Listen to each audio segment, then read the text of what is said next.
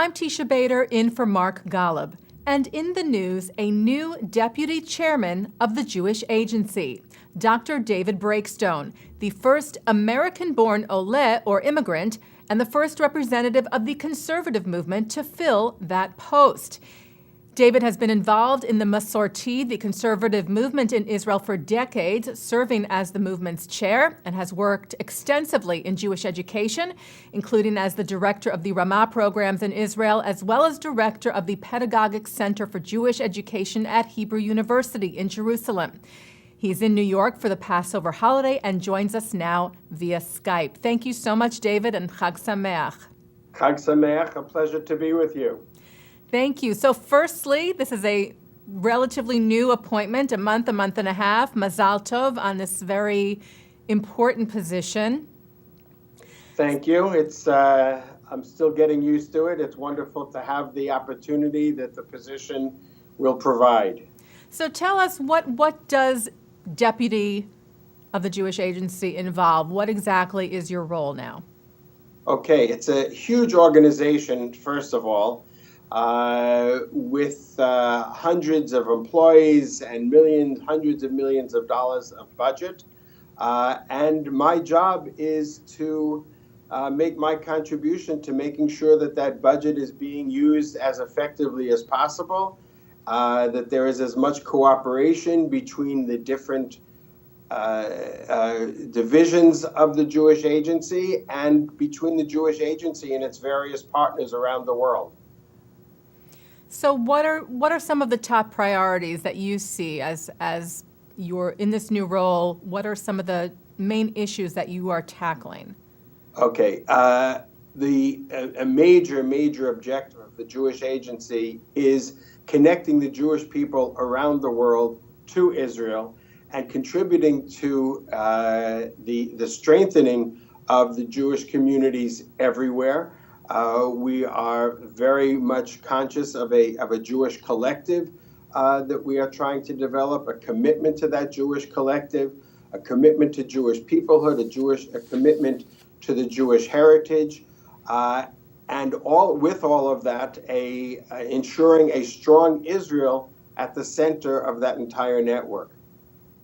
So in that vein, there's a quote on the Jewish Agency website that says, "The Jewish Agency for Israel brings Jews to Israel and Israel to Jews," which I think is it's basically what you just said. How does one go about doing that? Okay.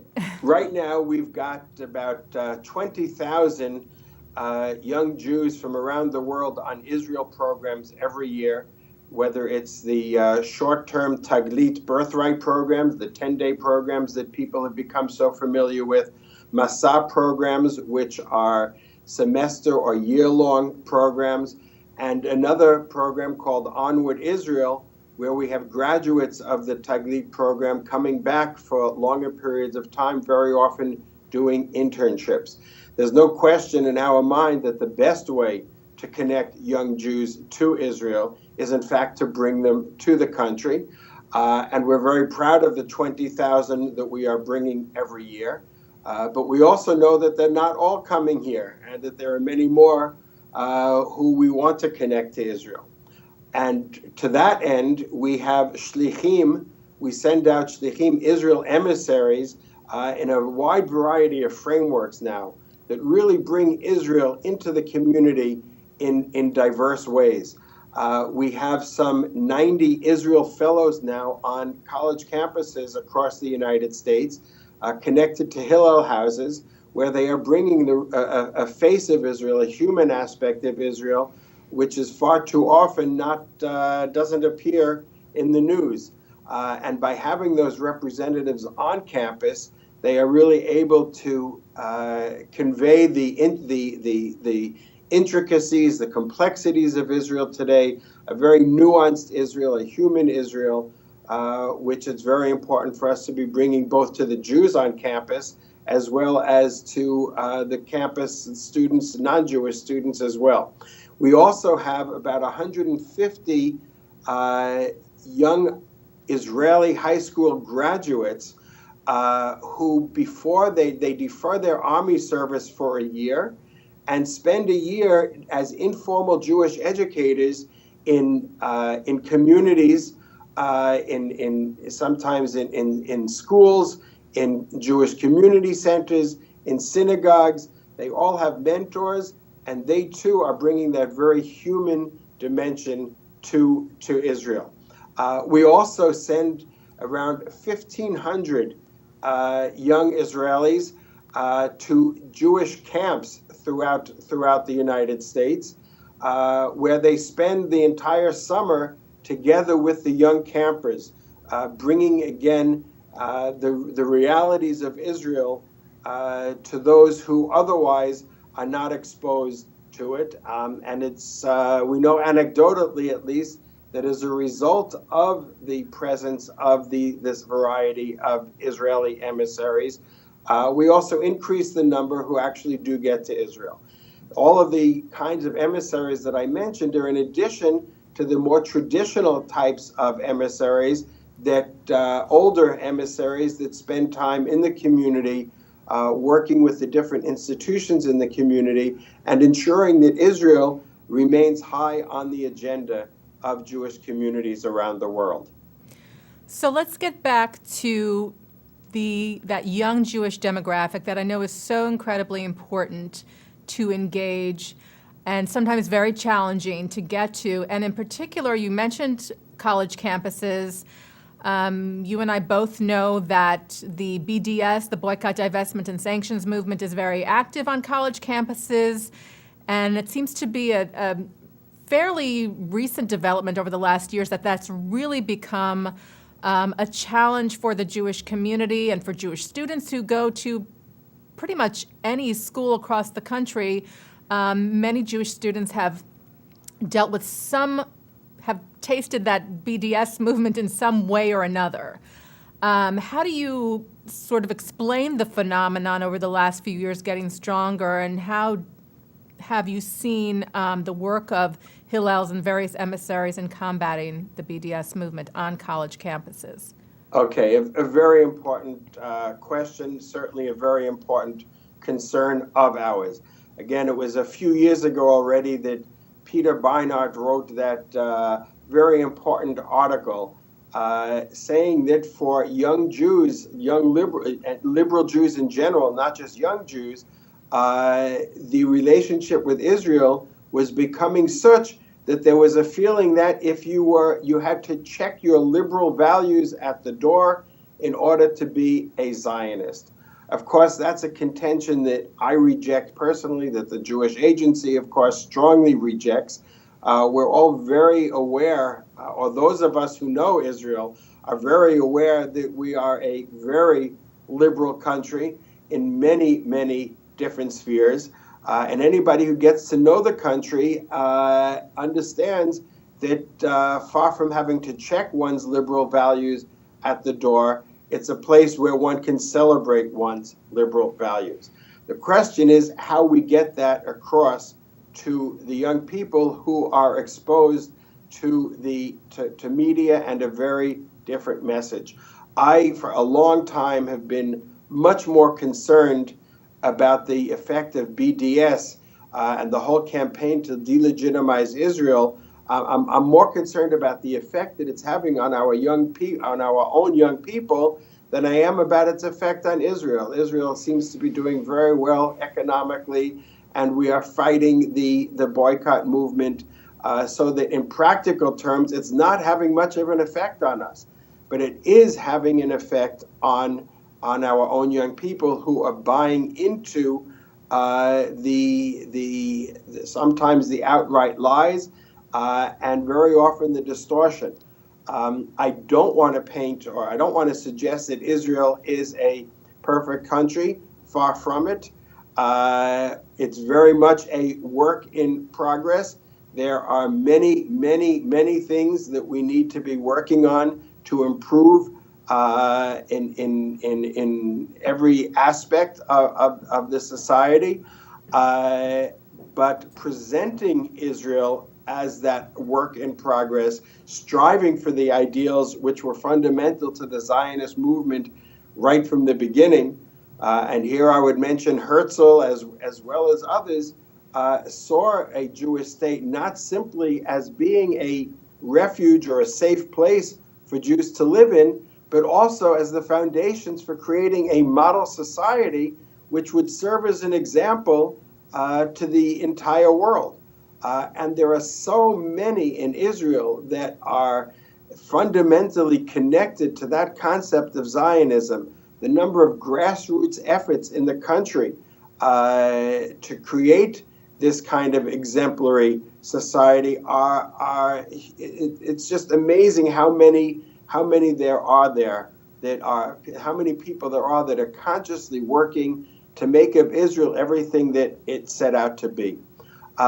So sending over the young people that I mentioned before, which comes up to close to 2,000 with the different categories that I mentioned, and letting them talk about their real life experiences and the kinds of projects that they are involved in and the kinds of projects that they are aware of, to me is really the best kind of response that we can have to the BDS to the BDS movement. That combined with the returnees from the Israel Experience programs that I mentioned, another 20,000, I feel that we are really holding back the attacks on us. We have to remain vigilant. It's a very strong attack. It's very well organized. It's very well funded, and it's going to continue for a good long time. But I think that the Jewish Agency has really responded with these new innovative kinds of programs, which have become immensely popular. And through such efforts, I think that together with the Jewish community, particularly in the United States, but around the world as well, really can make a huge difference. I want to emphasize at this point the partnership that I just noted. It really is working hand in hand with the Jewish community here. The Israel Fellows that I mentioned that we have on campuses are all attached to Hillel houses. We're not trying to do it on our own. The high school graduates that we sent over, we're putting them into existing institutions. So we're fully taking advantage of the infrastructure that the Jewish community in North America has established. The summer camps that we use, we're not trying to do any of these things by ourselves. We're not trying to recreate the wheel. We're trying to provide resources so that the infrastructure that the community has built here and that its own commitments to the state of Israel, that we're able to enhance that, certainly in no way to try to replace, but to work hand in hand with our partners here. And let me ask you about another topic, which perhaps is an example of what you just said, of Israel trying to figure things out. There are different ideas that are, Israel's trying to be inclusive of the various streams of Judaism, I think more than ever, to embrace pluralism in Israel. The Kotel, the Western Wall, of course, is one of the hot topics. It's a major issue, I know, for a lot of American Jews who want to see a more inclusive, a place for egalitarian prayer. And of course, there was the famous compromise reached between with the Israeli government that there would be an area of the Western Wall, Robinson's Arch, meant for men and women to be able to pray side by side, egalitarian prayer. It is somewhat off to the side of the main Western Wall area of worship, but was basically accepted across the board, would you say, as being okay for those who want to see a prayer section such as this. So what is the status right now of that compromise, and do you see it being implemented soon? Or what do you think about it personally and also as representing the Jewish Agency? Right. Okay. A critical issue. The status right now, I would have to say, is frustration. Okay. Indeed, it was a historical agreement that was reached with all of the parties to the issue. It became a government decision. and it's a government decision that has not been implemented because of narrow political interests. You mentioned in your introduction that I come out of the conservative movement and reached the position I am in as a representative of the conservative movement. But of course, in the position, I'm concerned with Klal Yisrael, with all of the entirety of the Jewish people. But here I'm very proud to say that my personal commitments towards pluralism and inclusiveness and ensuring that that government agreement is eventually implemented is completely consistent with the Jewish Agency position on these issues. I haven't mentioned until this point Natan Sharansky, who is the chairman, a wonderful chairman who I am exceptionally proud to be serving alongside. His term was to have ended this past year, and I mention that because he agreed to continue for another year, specifically for the purpose of trying to see the implementation of the agreement actually to take place.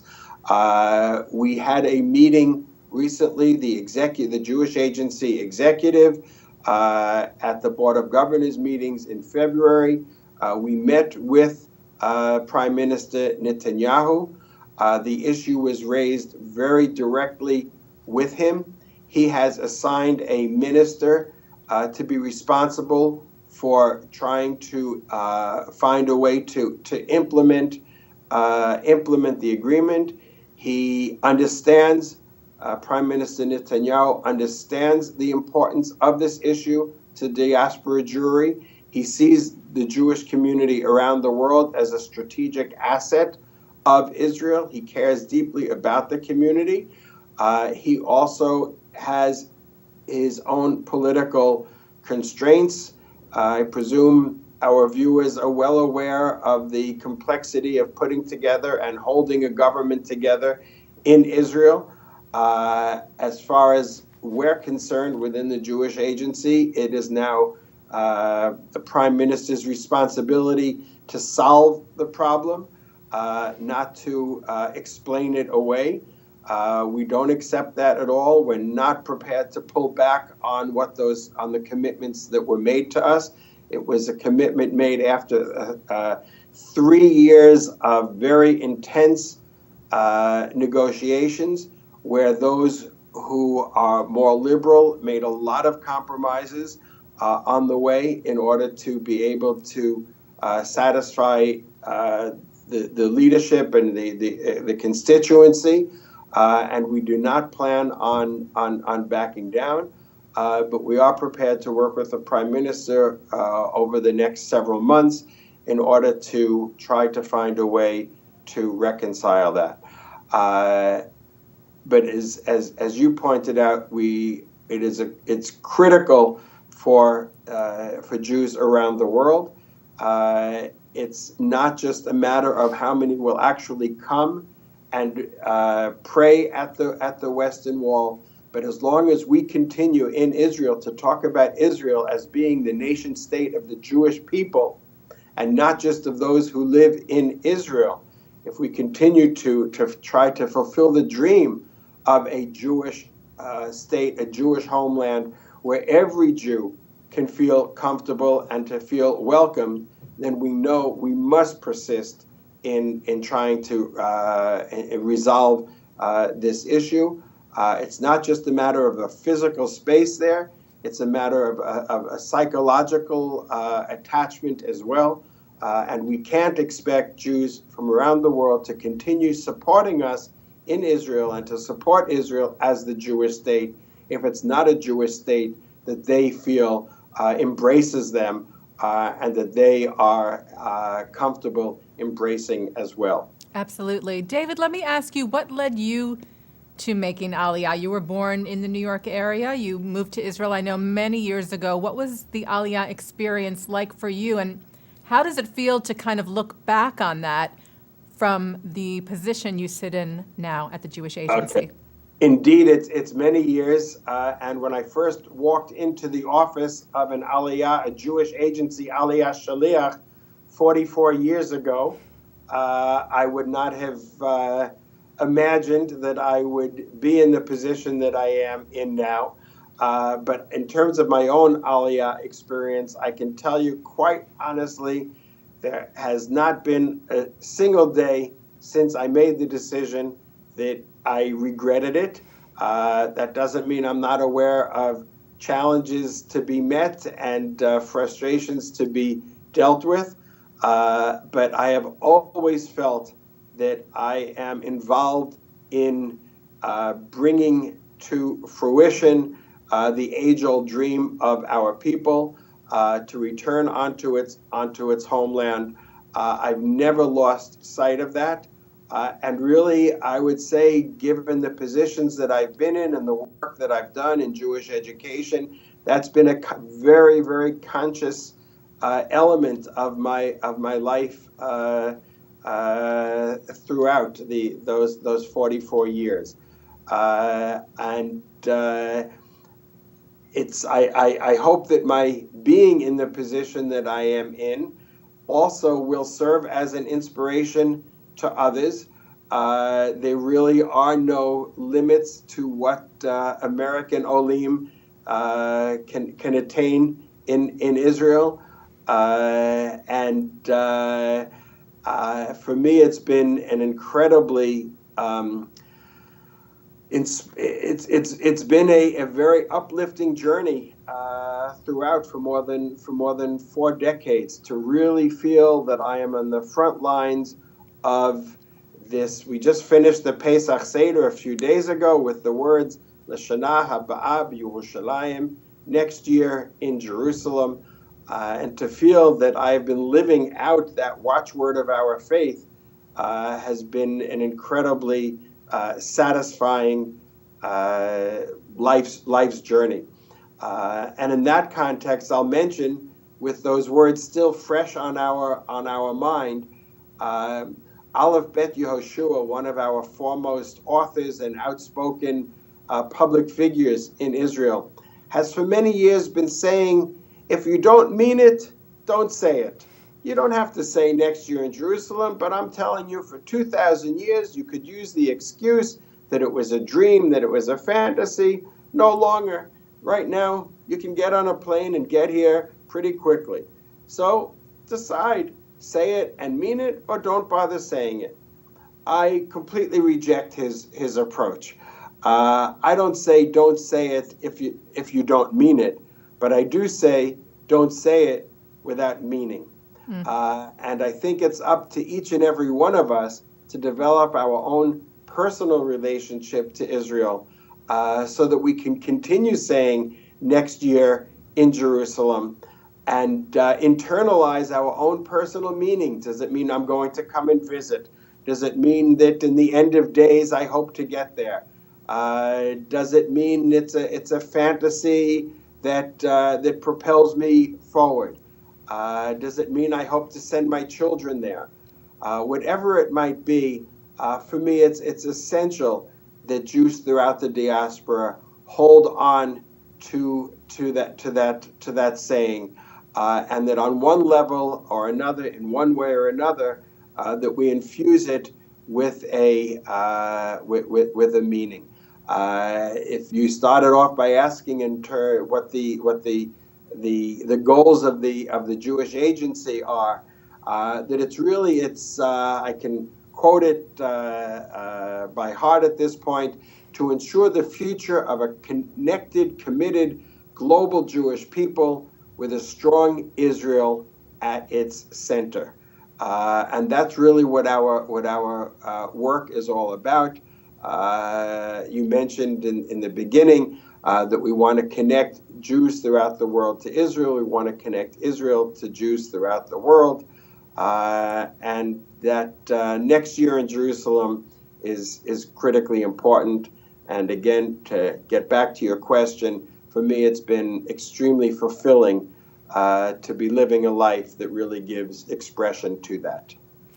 And you mentioned before working right under Natan Sharansky, and I have to ask you, because as a school child myself, I went to Solomon Schechter. I remember going to the Soviet Jewry rallies, and for me, Natan Sharansky is Anatol, and his name was his face was on the posters that we held, and we sang songs and read poems, and for me, he really is sort of a larger-than-life figure. I know you've known him for quite a long time, but I'm just interested in what your take on him through the personal relationship you have with him and what it's like working under someone who really is a hero for so many people. Yes, he was certainly a hero for me as well. And I want to begin by saying he doesn't disappoint from up close either. He continues really to be a hero of the Jewish people. I too participated in those rallies, and if we're again in the Passover season, our chanting, "Let my people go," puts us back 3,000 years as well. And the Russian Aliyah has been a tremendous boon to Israel, and knowing that Natan was so crucial in that, it really is a very, very special honor to be working alongside him. And I mentioned before, his commitment to the totality of the Jewish people is astounding. We were just speaking about his commitment to the Kotel and the pluralism, and it also extends to conversions and to the availability of mikvahs and so on. He could have chosen a lot easier path in many ways, and to explain the impossibility of achieving this kind of equality and inclusiveness, but absolutely not. The opposite is completely the case. He is genuinely, authentically committed to Klal Yisrael and to making sure that Israel will indeed be the Jewish state of the entire Jewish people. David, thank you so much. I know we're incredibly lucky to have Sharansky as chair, and we're very lucky to now have you as deputy of the Jewish Agency. And thank you for your commitment and for taking the time out of a family visit to the area for Passover to speak with us here on JBS. And I hope we can talk soon again, hopefully with some progress being made on some of these issues like the Kotel. And I wish you safe travels back to Israel, and Chag Sameach. Chag Sameach, thank you. Next year in Jerusalem. Thank you so much. Dr. David Breakstone is the newly appointed deputy chairman of the executive of the Jewish Agency, the first American-born immigrant and the first representative of the conservative movement to fill that post, serving now under Chair Natan Sharansky on a number of very significant issues to the Jewish people. Thank you to him, and thank you, as always, to our director, Sloan Copeland, production coordinator, Serge Goldberg, JBS Associate Director, Dara Golub, and editors, John McDevitt and Dennis Golan. I'm Teisha Bader, in for Mark Golub on this edition of In the News.